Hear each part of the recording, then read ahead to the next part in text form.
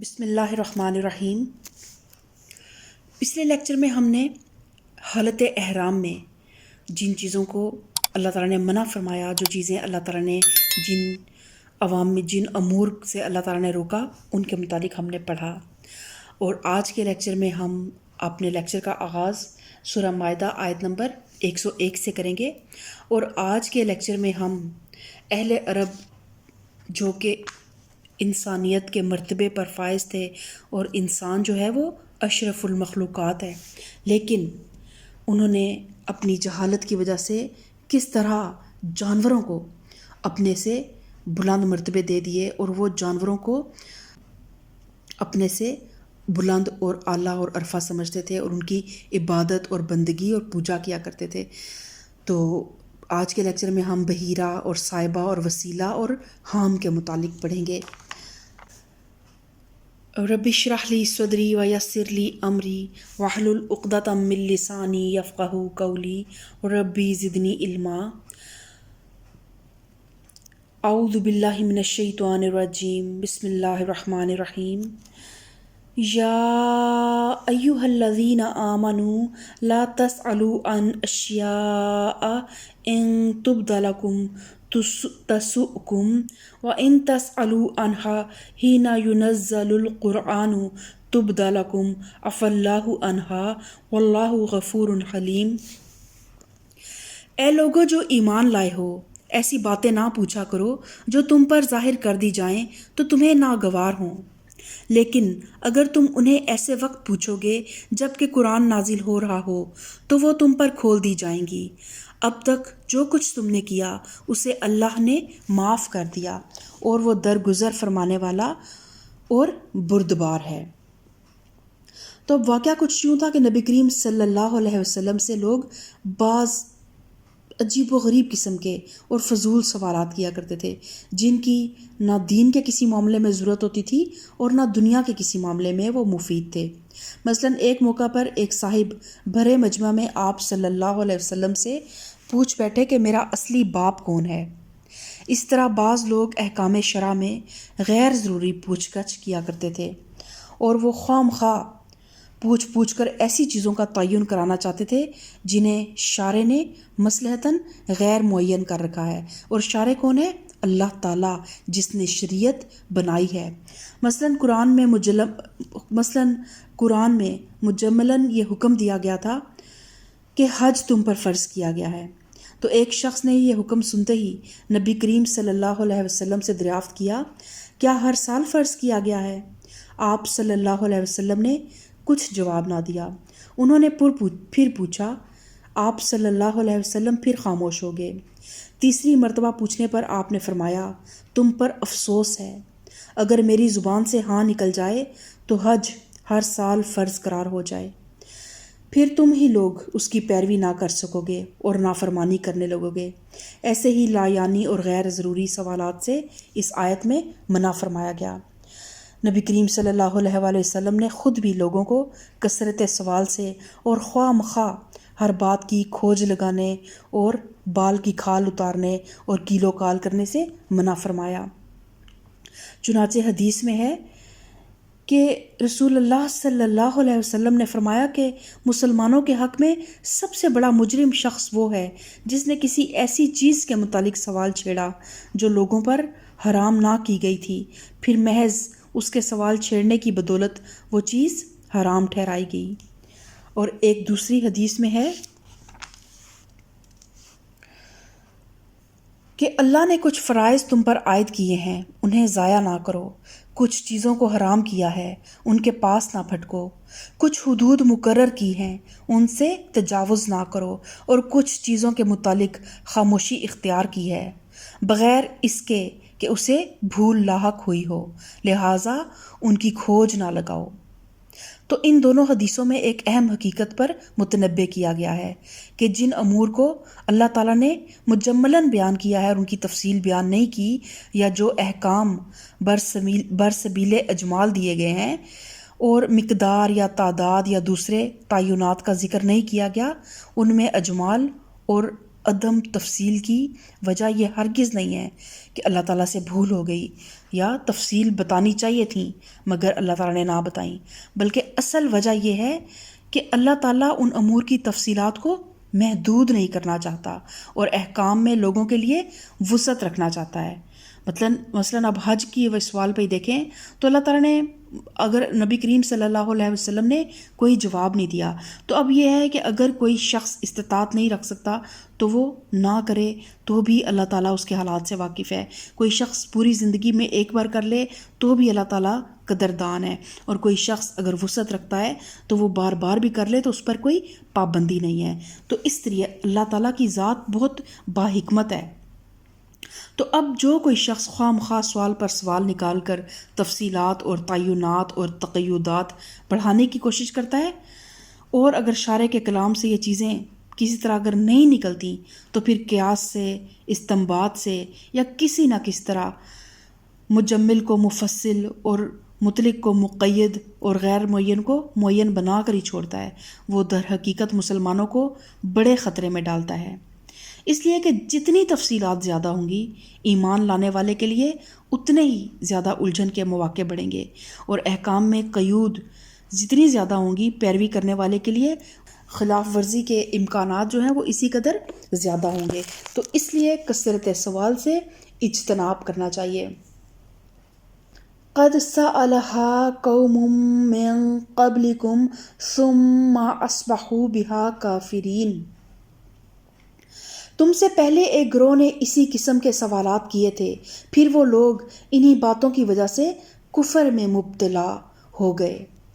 یعنی پہلے انہوں نے خود ہی عقائد اور احکامات میں مشگافیاں کیں، کیلو کال کی، بال کے کھال نکالے، سوالات پہ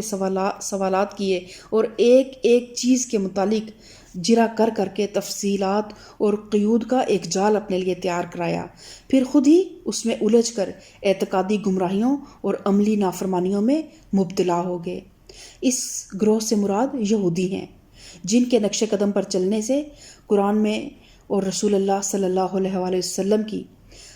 بھی بہت سی تنبیہات بھی موجود ہیں، قرآن میں بھی سختی سے منع کیا گیا ہے۔ اس کے باوجود مسلمانوں نے ان کے نقش قدم پہ چلنے میں کوئی کسر نہیں اٹھا رکھی۔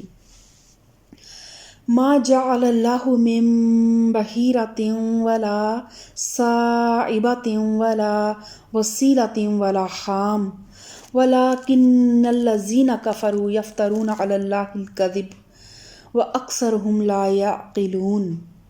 اللہ نے نہ کوئی بحیرہ مقرر کیا ہے، نہ صائبہ اور نہ وسیلہ اور نہ حام، مگر یہ کافر اللہ پر جھوٹی تہمت لگاتے ہیں اور ان میں سے اکثر بے عقل ہیں۔ کیوں بے عقل ہے؟ کیونکہ ایسے توہمات کو وہ مان رہے ہیں اور ان پر یقین کر رہے ہیں۔ تو جس طرح ہمارے ملک میں آج بھی دیہاتی علاقوں میں آپ دیکھیں تو گائے، بیل اور بکرے اللہ کے نام پر یا کسی بت یا کسی قبر یا کسی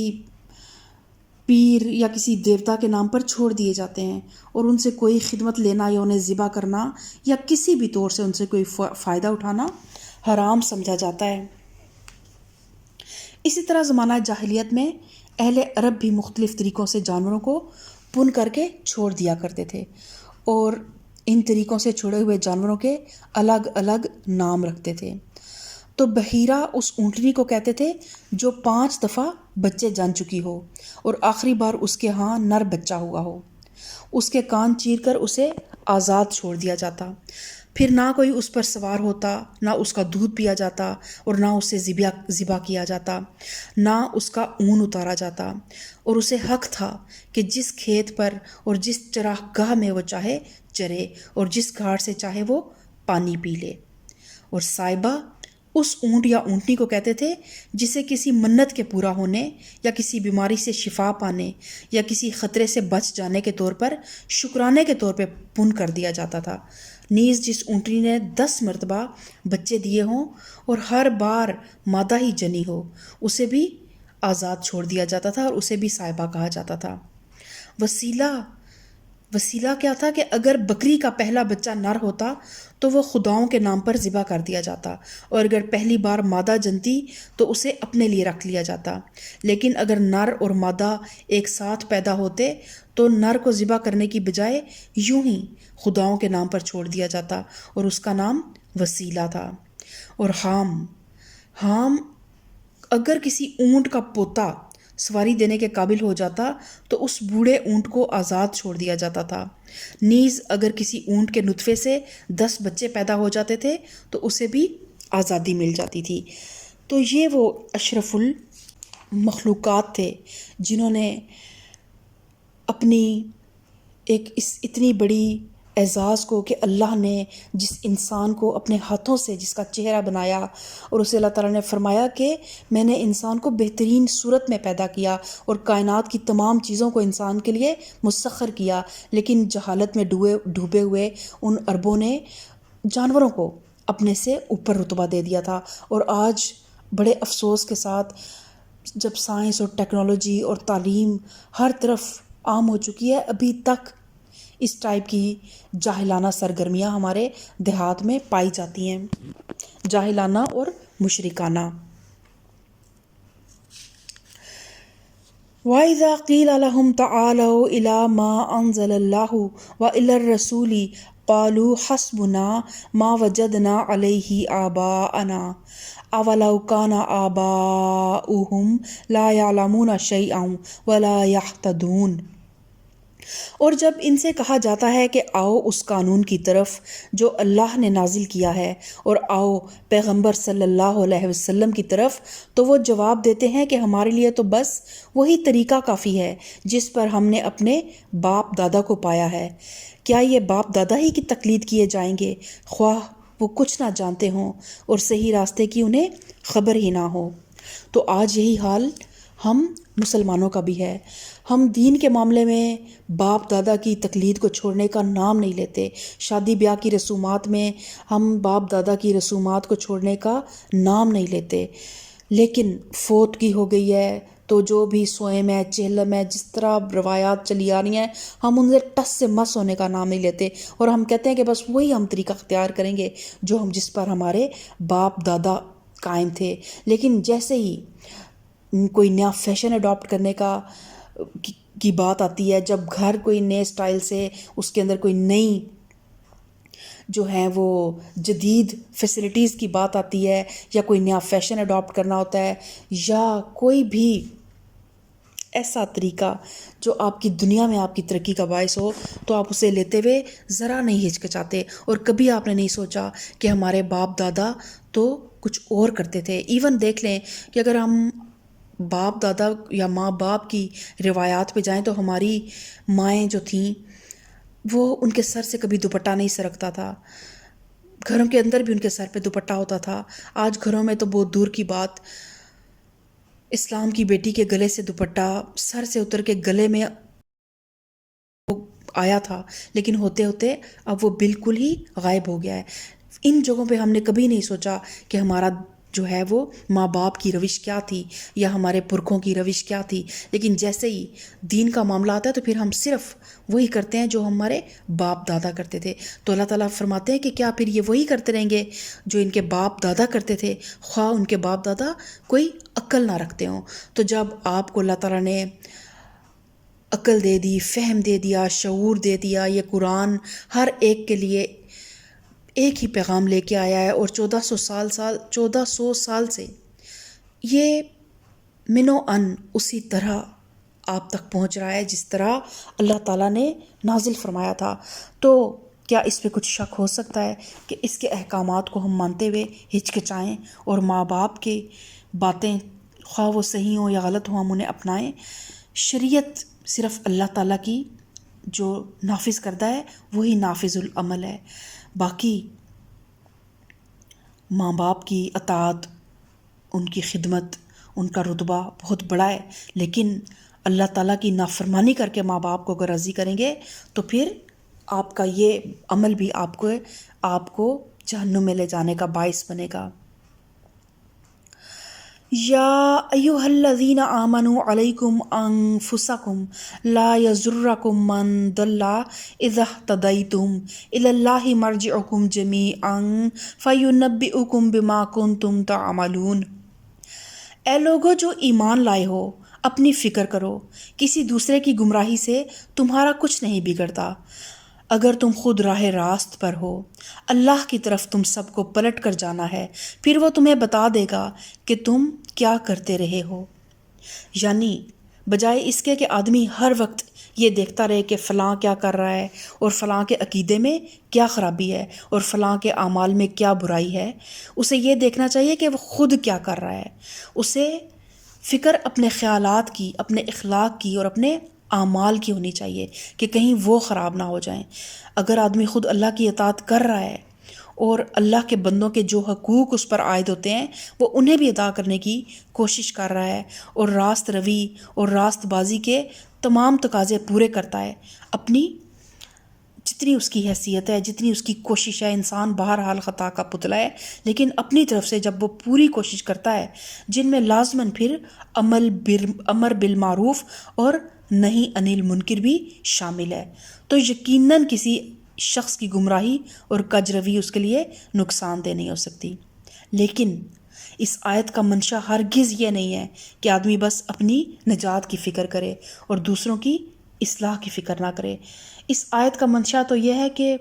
نگاہ عیب گیری سے جو دیکھا اہل عالم کو، کوئی فاسق، کوئی کافر، کوئی زندیق اکبر تھا، مگر جب ہو گیا دل احتساب نفس پر قائل، ہوا احساس ہر فرزند آدم مجھ سے بہتر تھا، کہ کبھی کسی کو اپنے سے حقیر نہ جانے۔ کسی کے ظاہر سے ہم اندازہ نہیں لگا سکتے کہ وہ اللہ کے کتنا قریب ہے۔ تو اس آیت کا جو منشا ہے نا، وہ یہ ہرگز نہیں ہے کہ آدمی بس اپنی نجات کی فکر کرے اور دوسروں کی اصلاح کی فکر نہ کرے۔ حضرت ابوبکر صدیق رضی اللہ تعالیٰ عنہ نے اس غلط فہمی کی تردید کرتے ہوئے اپنے ایک خطبے میں فرمایا، لوگو تم اس آیت کو پڑھتے ہو اور اس کی غلط تعویل کرتے ہو۔ میں نے رسول اللہ صلی اللہ علیہ وسلم کو یہ فرماتے سنا ہے کہ جب لوگوں کا حال یہ ہو جائے کہ وہ برائی کو دیکھیں اور اسے بدلنے کی کوشش نہ کریں، ظالم کو ظلم کرتے ہوئے پائیں اور اس کا ہاتھ نہ پکڑیں، تو بعید نہیں کہ اللہ اپنے عذاب میں سب کو لپیٹ لے۔ خدا کی قسم تم کو لازم ہے کہ بھلائی کا حکم دو اور برائی سے روکو،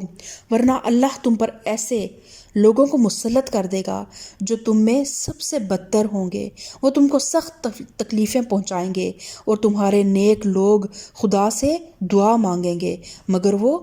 قبول نہ ہوگی۔ تو آج آپ دیکھیں کہ اللہ تعالیٰ کا عذاب ابھی پتھروں کی اور سیلاب جو پتھروں کا آیا اور کس طرح کتنے گاؤں صفحہ ہستی سے مٹ گئے، کتنی بستیاں اجڑ گئیں، کتنے لوگ جو ہیں وہ خاندانوں کے خاندان بہہ گئے اور ان کا نام و نشان تک باقی نہ رہا۔ اور پھر اللہ تعالیٰ نااہل حکمرانوں کو جب آپ کے اوپر مسلط کر دے تو سمجھ لیں کہ کہیں نہ کہیں پوری قوم سے کوئی خطائیں سرزد ہو گئی ہیں۔ اور پھر اللہ تعالیٰ فرماتا ہے کہ پھر تمہارے نیک لوگ دعائیں مانگیں گے مگر وہ قبول نہ ہوں گی۔ تو اس وقت کے آنے سے پہلے ہر انسان اپنی اپنی اصلاح کر لے، امر بالمعروف کرے، نہیں عن المنکر کرے، لوگوں کے اندر عیب جویاں کرنے سے پہلے اپنے اعمال کا احتساب کریں۔ اللہ تعالیٰ ہم سب کو صراط مستقیم پہ چلنے کی توفیق عطا فرمائے، آمین ثم آمین۔ سبحان ربک رب العزت عما یصفون وسلام علی المرسلین والحمد للہ رب العالمین۔